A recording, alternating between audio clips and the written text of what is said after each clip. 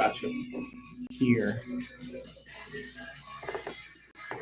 All right, looks like we are live. So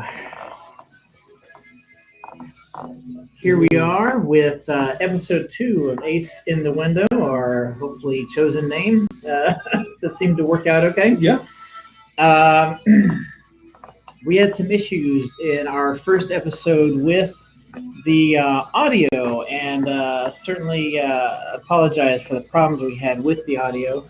We're trying a Bluetooth microphone speaker combo to help out this week, so hopefully that's going to make some improvements. We've done some testing.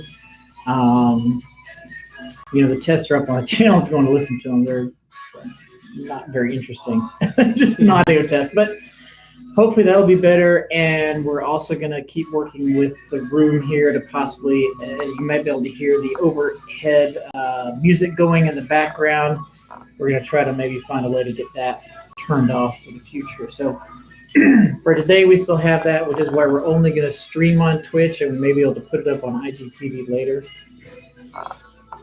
Because we tested IG audio, and the IG audio is pretty much just the background music, and you really can't hear us at the table at all. Mm-hmm. So anyway, I figured real quick we would redo our introductions. We're going live right now on Twitch, Ace in the Window 1. Ace in the Window 1. Apparently there's already an Ace in the Window. Right. So we're filming right here, there, everything's going on. Me and Mike are ready. Follow. We're going live right now. Cool deal. So just kind of a quick redo of the introduction. Hopefully you'll be able to hear it this time. I wanted to start up a project like this because I was a fan of Abe Lyman, who did PokerSesh. Broadcast for a while, poker chat, discuss things, talk to the audience, talk about poker topics, things like that. And since that's no longer going on a regular basis, I want to do something like that. And I thought, hey, I needed a partner to help do that with, and so I thought you might be interested in that. So I asked you if you'd be interested, and yeah, you agreed. So Cedric is here. I'm here to be the partner, to discuss things, to talk about things. Mike and I just love poker. We love talking about poker. We love everything about it, whether it's social media, playing, just learning, studying, everything. So that's what we're doing here with Ace in the Window. And I figured we'd start out this week. There were some recent hands from Live at the Bike that we're going to switch over to here. Hopefully this works okay. And what we have is some hands that are hard to get away from. We're just going to add a little additional commentary here. Hopefully this is going to come through okay. But basically we have a setup where we have one player who has 2 pair, and Nick has hit his nut flush.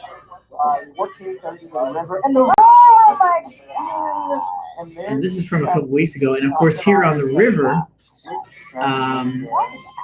Garrett actually ends up hitting his full house. And so now the test is, Nick leads out, and Garrett's going to take action here in a second. He's going to raise it, and then Nick has a decision to make. Yeah. What's going on with this? I just had the nuts. What just happened? I couldn't see it. What was the bet amount on the river by Nick? Okay, so it was Nick, I believe, bet something like $1,200 into a pot of about $1,200. Okay. Right? So he made about a pot. Oh, and Garrett rips it for like $30K or something. Garrett rips it for like $30K, right? Okay. Effectively I believe has Nick covered. Yeah, Nick is all into calls, so. Okay. And Nick's got like 12,000 behind or something like that. It's a pretty deep game, relatively speaking. And Garrett's just a sicko in general. Yeah, that's true. Yeah. And so, Nick's got a lot to think about here, and he's going to be going through his time chips. This is one of the shows where they're using time chips. So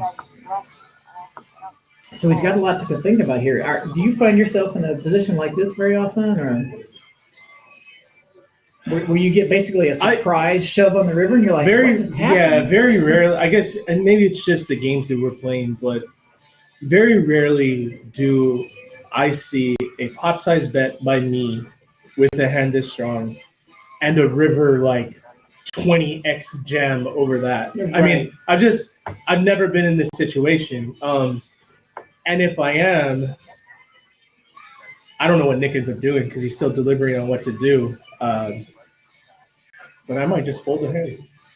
Right? Yeah. Yeah. Like You might just now see. I play a lot of Omaha, so when I see a board that pairs, yeah, you see somebody my having flush is automatically not good, right? Yeah. Like it's automatic. Like okay, flush is over. It's just time to dump the hand. But in Hold'em, you don't always have to consider that. It is a consideration, but it's not like an automatic gut reaction like it is in Omaha, where it's the board paired, my flush is over. Yeah, and to me, it's going to be player dependent. Even in the games that we play, it's player dependent. There's going to be players that would do this against me, and I'm just immediately going to call. I'm never going to fold. And then there's other players that I'm really going to deliberate about it and most likely fold.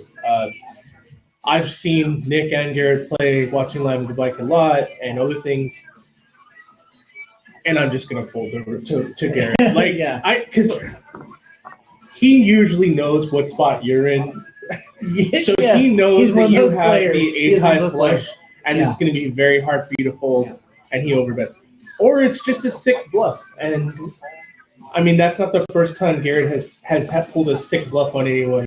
Yeah, you're joining a big club of folks. But here, I mean, what would be Garrett's primary bluffs in this spot? I think his primary bluffs are probably.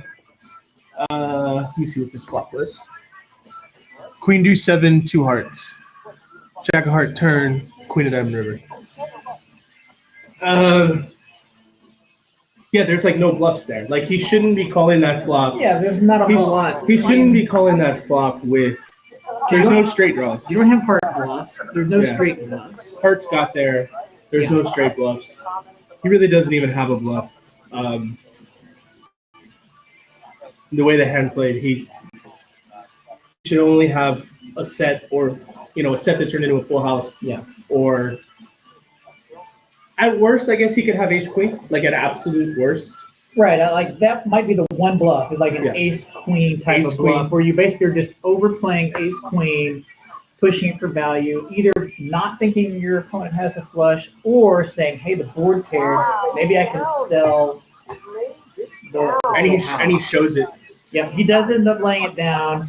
Garrett ends up showing it, and Nick says something like, I knew it. Yeah. How did I get away from that? I'm the best ever kind of thing. It's like because he definitely feels really good, obviously, about making a correct laydown. I think especially at the pot size bet because you hate just if anybody else at that table like that jams that river, he probably calls. Now a similar one that we had was in a different game with Gil. We had Gil and Jamie Gold. You remember Jamie Gold, right? Oh, definitely. Gil, bottom pair. 70 and 17 to double his claim to win the hand starting to block. It's going to fire off the block. So this is still catching it early in the hand. It's just we just have a first draw with a pair. Okay. For Gil. My just bad to catch a little additional action on this one. Okay, so Jamie has ace queen. Yeah. Top pair, he's nut got flush top draw. pair and a nut flush draw. Gil the plumber has 7 deuce for bottom pair. Right. Bottom kicker. Ron has absolutely nothing, and Yosef has her 5. You've watched Gil play, right? I mean, that's standard for Gil, right? Yeah. I've played against him, and it's very difficult because you know that sometimes he's got that and sometimes he's got aces. Sure. It's about 50-50 coin flip, but the action, of course, gets him heads up on the flop. Was that a deuce on the turn right there? Deuce on the turn. It gives Jamie the flush. Yeah. And it gives Gil 2 pair, which Gil is probably going to value bet 2 pair, I believe. Let's see what he does here. I think he valued those 2 pair here. Yeah, Jamie checks. Gil value bets his 2 pair. I don't think he's thinking that Jamie really has a Yeah. flush, or No need to raise here. he's basically waiting to see if Jamie raises Yeah. to see if he's got a flush. And then here on the river, 7 of diamonds. 7 of diamonds comes. Validates the old 7 of deuce play. Here, Jamie makes another big bet. This was not quite a pot-sized bet, but it's a substantial bet. And then Gil rips it. Just insta-rips it. So it's very similar to the last one, where the turn brings the flush, the river brings the full house, and the guy with the flush is going, what just happened? I had the nuts a second ago. Yeah, the difference in this one is Jamie's committed so much of his stack already. Yeah. I think he put more than half of his stack in already, like just on that river. Yeah. So. And this, of course, is just a different situation because the game is not as deep. They're not playing as big. So there are some factors there. Yeah, that other hand, Yeah. Nick had put in $1,200 with 12,000 behind. Right. Yeah. So this hand, Jamie put in more than half his stack on the river. I guess you can fold, but in this case, this is going to be a bad fold if you make it every single time. It's going to be an unprofitable fold. and exploit it to the point that Gil is going to take advantage Yeah. of something like that for sure. If you fold here every time the board pairs in the river, and you fold to a full house, you're going to lose money in the long run, like all your money. Oh, and now Gil's showing the table with his guys. Yeah. And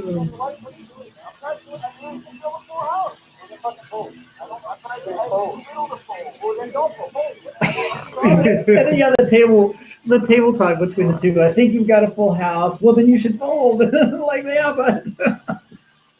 Wow. So even if you think you've got the puzzle solved, you're still not convinced, right? You're still like, well, but maybe. I guess I make decisions too quickly because I would have. Oh, and you know what? I think Jamie's actually flipped his hand over. Oh yeah, he flipped his hand over. I didn't even notice that. Yeah. Okay, cool. Yeah, he flipped his hand over. He's like, I'm deliberating this, and here's why I'm deliberating, and Gil's showing the table. Don't deliberate all you want, but, you know. I mean, that's a strong move to then show your cards to the table. Yeah, I mean, I think that's a little bit of. I'd just be terrified what people were going to gather off of seeing other players react to your hand. I wonder if Zach covers that one in his poker cards book. Showing your cards to the rest of the table, is that a tell of I mean, I know some guys. Is that a tell of weakness? I know some guys here that will be like, hey, come sweat this hand with me. Oh, yeah, on a big river bet. Right. And they're bluffing to make it look like they have a huge they have hand. a little more, Like, hey, come check this out. Look what I'm doing here. So Did he call? He doesn't end up calling because the dealer is scooping the chips over. So I mean, I think, like you said, he had already committed such a large percentage of his stack. It's a lot harder to get away from than in the other situation. So that was a couple of hands that were going on this week throughout the poker world. And now, one other thing that came up recently was your vlog. You had a vlog come out. So talk a little bit about that. First vlog. First one. Vlog. So good first effort. Yeah. Right? So I am like the show. I mean, this is second effort, and it's still going to be pretty rough. Like most people who follow not just poker, but poker social media, poker YouTube especially. If you watch vlogs on YouTube for poker, you know who Andrew Nemi is, you know who Brad Owen is, you know who Johnny Vines is. Mm-hmm. You probably know who Christy Arnett is, Jamin Burton, you know the Trooper, you know these guys. And if you don't, go follow all of them right now. Right. Boski, Poker Crowd, all these guys. There's tons. Great. Matt Liu, one of my buds in Austin. So there's just tons of people that are putting out great content, and it's hard to not be inspired by that or just want to try it for once. For me, doing a vlog it's nothing that's going to be permanent in the sense that every week I'm going to come out with a vlog or every day I'm going to record. For me, it's more about going on a trip and just vlogging that particular experience.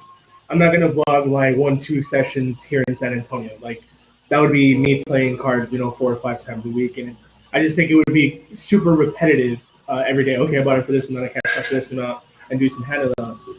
But for me, it was, okay, well, I'm going on a trip. You know, when I do travel to play a tournament or to play cash games in another city, my wife and I love, you know, traveling, and we love culture and eating, and just meeting up with friends. So my idea was just to vlog the trip.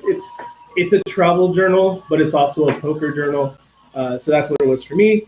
So we went to Vegas. I guess I'll just give you a quick kind of 30-second about what happened. I was planning on going to Vegas, tons of snow in Vegas. Flight got delayed.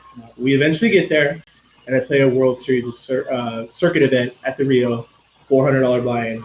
And it's available on YouTube. I was only in Vegas for a few days. There's a lot of poker content. There's some hand breakdowns, and there's just like my run in the tournament. So you can see that. And it's up on my YouTube channel, which has 2 videos now. You can look it up under Cedric Trevino, Cedric Trevino, Trevino. Or I think you can probably search for Poker Traveler and it'll come up. Right. And if you happen to see this replay on the YouTube channel for Ace in the Window, we have a separate playlist for his blog content as well that points over to his page. Yeah. So you can find it on Connected Art page as well. Yeah. And for both Mike and myself, if you follow us on any of the social medias, Twitch, YouTube, Facebook, Instagram, we typically have all our links for all the other platforms there, so you can bounce between, you know, each site to see what we're posting. And we do a pretty good job of posting different types of things to different platforms. So that's pretty good.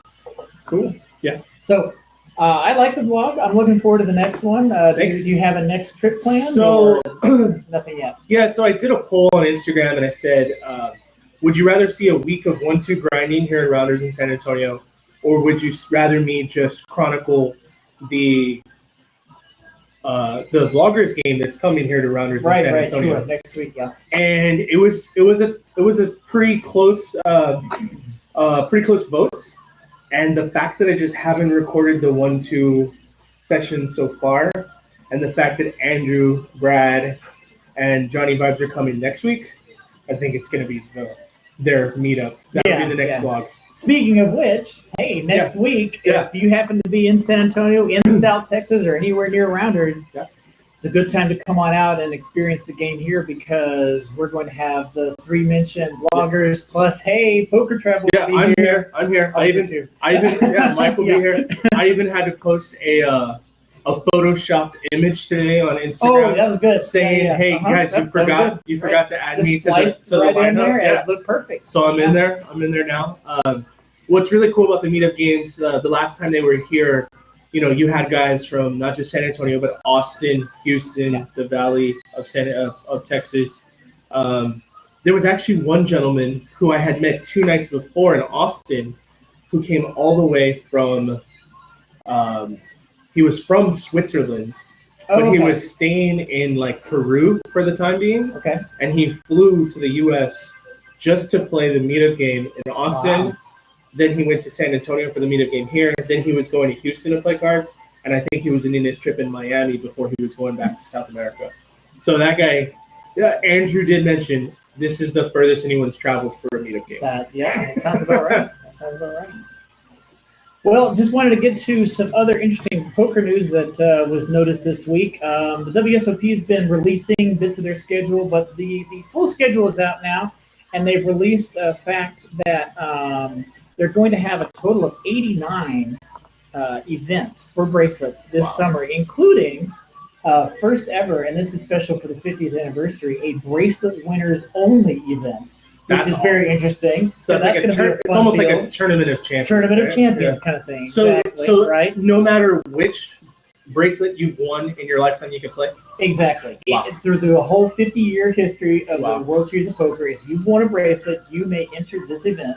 So even if you win one this summer, you can enter the event. So Mike, because it's at the end. Mike's pretty good at trivia and probably pretty good with these numbers, but let's set an over-under on not how many people will play, but how many people qualify to play that tournament. Right? So, I mean, that's a tough one. What year? This is the 50th. This is the 50th World Series. And, you know, There's, what did you say, 89 events, 89 events yeah. this year. I've been following poker for 15 years or so. There was 40 events, there was 50 events, there was 60 events, there was 70 events, there was 90 events almost. So every year, if there's 89 events, you have, I don't know, 80 winners. There are some double bracelet winners sometimes. There's something close to 1,100 total bracelet winners so far, but obviously some have passed on, and some are doubles, and a few other things that narrows the number down. Plus, some are just not. So you know that there's 1,100 bracelet winners. About approximately. So forget the bet. Like he's gonna rip me. It's like 1,100. It's just crazy. It's a pretty big number, of eligible participants. Now, the field. I mean, I would imagine the field to be 500 or less. That's what I would think.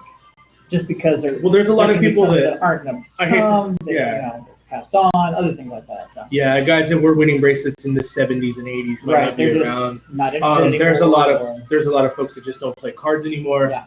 And then there's a lot of players that probably have gone broke.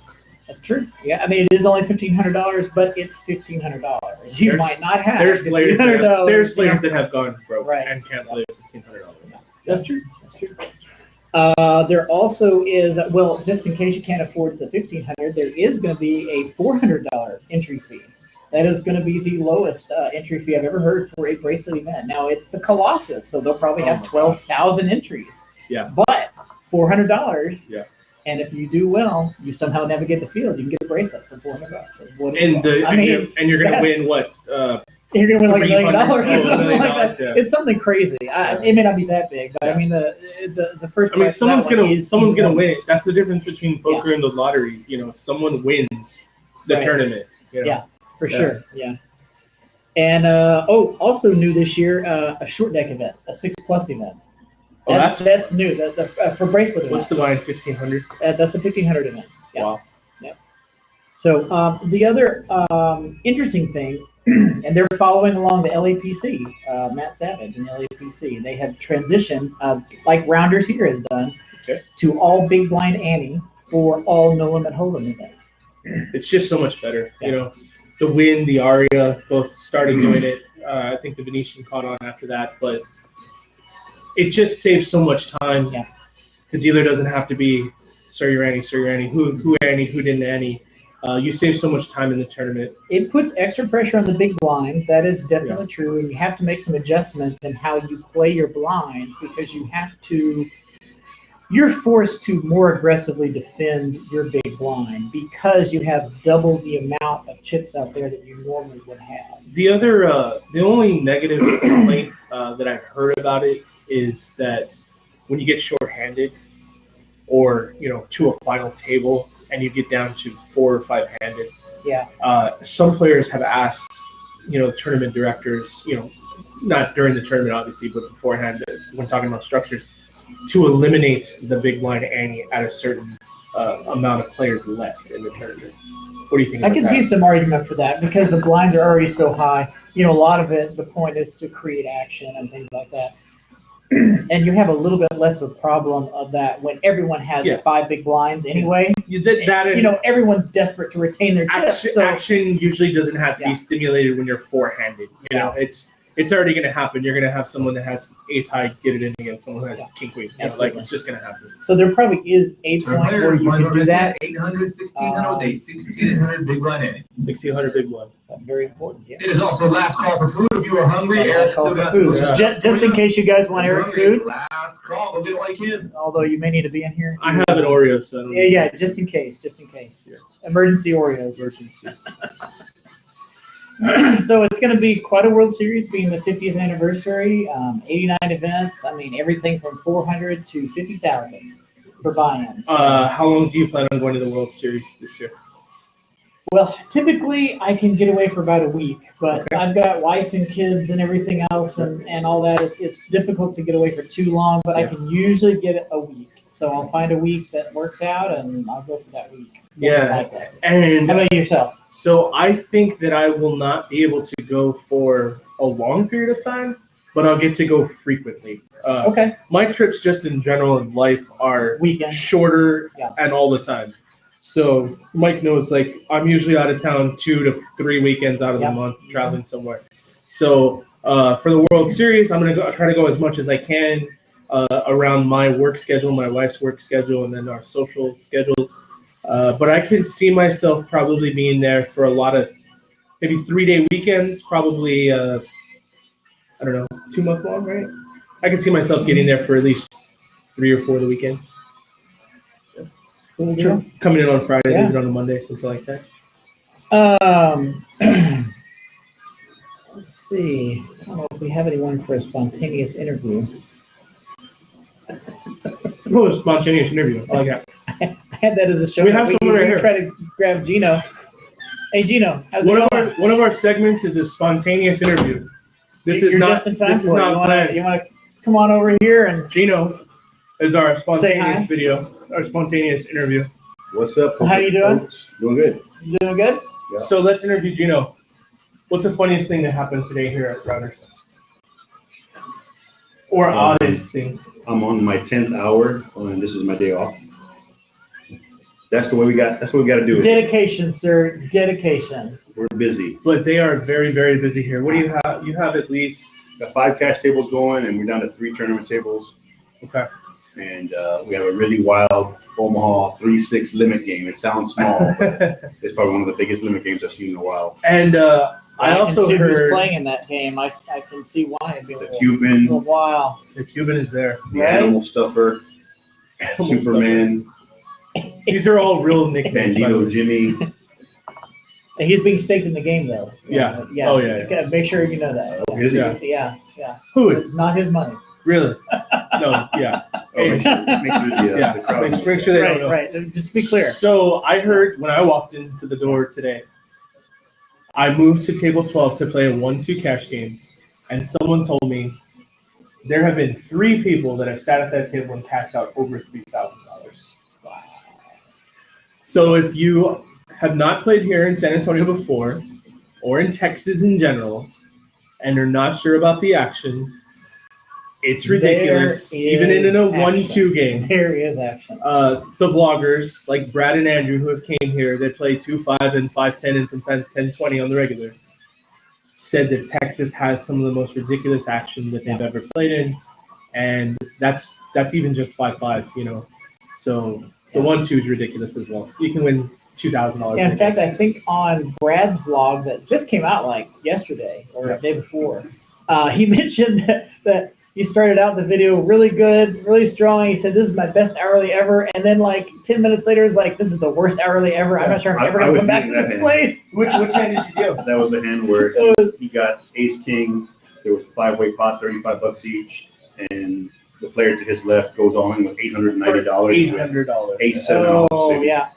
He thinks about So it for a while, but then he calls it yeah, with a $2,000 pot. yeah. So that one was brutal on Yeah. Brad's vlog. But he got it back. Chino dealt He it. got it back, He but got it back. it's still ugly when it happens, right? You're like, "Oh, what has happened?" You know. I felt the emotion in his vlog, his Yeah. roller coaster ride. Absolutely. Yeah. It was ridiculous. Yeah. Yeah, the part he didn't show was the other player so excited about it. Says, maybe I should write a vlog. Oh yeah. Oh, Carlos. I Shout saw out that. Carlos. Yeah. Beast mode. I saw that live. I saw that live.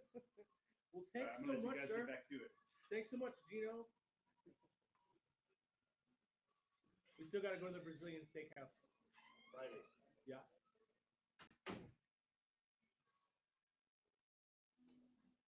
Possible audio problems. Possibly. This thing just chimed, which usually means it ran out of juice. I was afraid of that, but let's see if we're back. Well, that's okay. Hopefully we're back. We're almost. Are we back? We're almost there.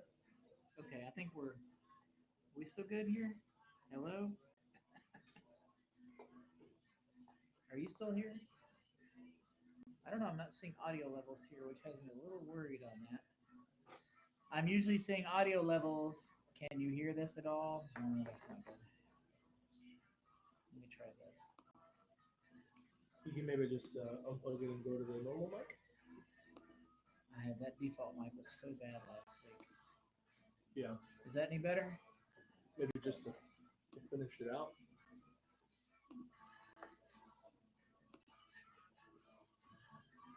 Is that any better? Well, that's a little bit better. All right, let's try that. Cool. Let's try that. All right. means we're going to cut that there. Bear with me just a second with some technical issues. We should be a little bit better on these. All right, so that was the spontaneous interview. All right, hopefully our microphone is still doing okay. I need some longer cables, I think. Sure, keep this thing charged. I was going to talk about this tweet that Phil Galfond sent out. I had pulled up over here. Can you read that, by the way? Yeah. So just real quick, Phil Galfond tweeted this. I thought it was just interesting, just to kind of mention it. By the way, definitely follow at Phil Galfond if you don't already. And run it once. And run it once. Yeah. Absolutely. Indeed it is. Yeah. The best thing poker teaches you is not to be results-oriented because it's crucial for good decision-making in all aspects of life. The worst thing poker teaches you is not to be results-oriented because everyone else in the world is, and it's very annoying. Yeah. Yeah. So I'm sure, you have a, real job, as do I. Is anything about that real job result-oriented? My real job is result-oriented. Result-oriented, yeah.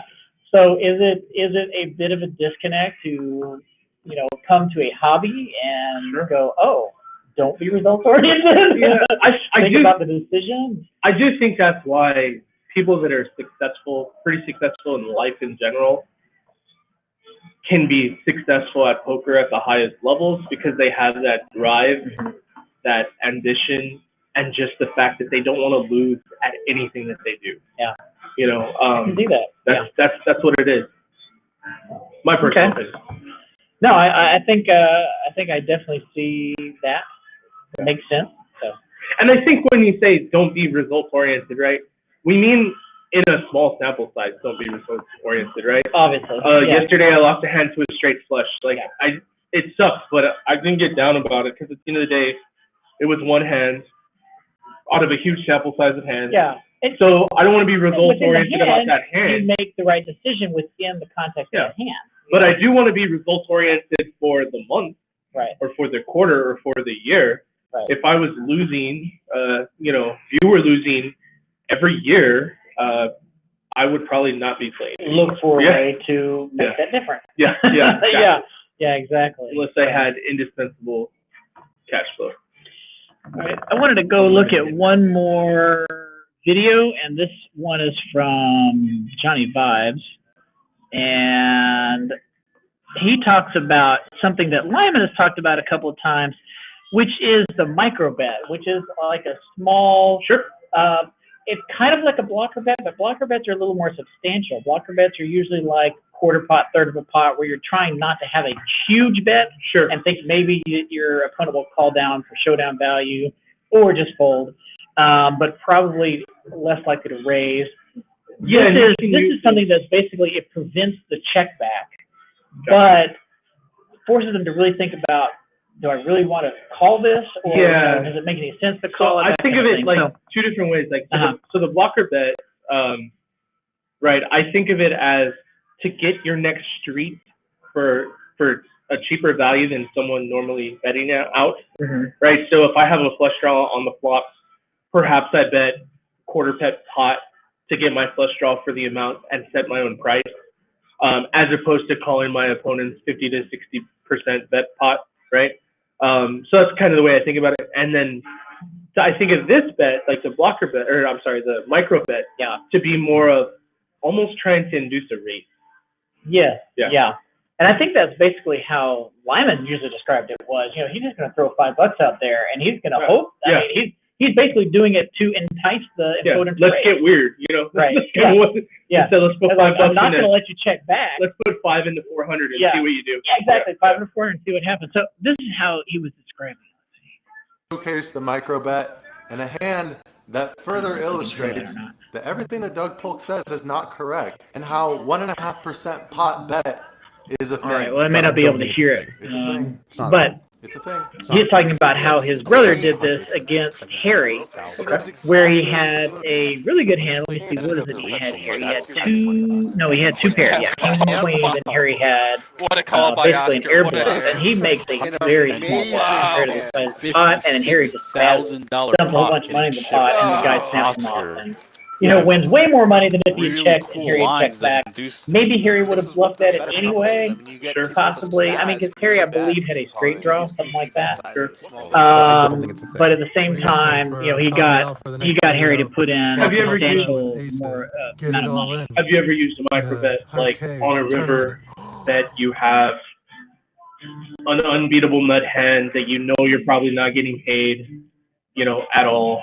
Let's say you have ace 5 on an ace, king 4 board, Do you ever use the micro bet just to try to entice somebody to raise you with quads, like with your quads? Or a straight flush? Yeah, I mean, when you've already, in a situation like that, you've already checked the flop to see if anyone wants to come any chips. They check back. Yeah. You probably already checked the turn, and they probably didn't do anything on the turn either. So now you're left at the river. If you're out of position, it's your last chance to try to get any money in there. To be honest, I would rather toss in $5, $10. Sure. A little chunk into the pot just to try to spur them to do something. Sure. Or overbet the pot for 20 times the pot. Yeah, it's kind of the same thing. Because to me, when I see someone just flicking in a little bet like that into maybe there was raising pre-flop, so there was a little bit of money in there.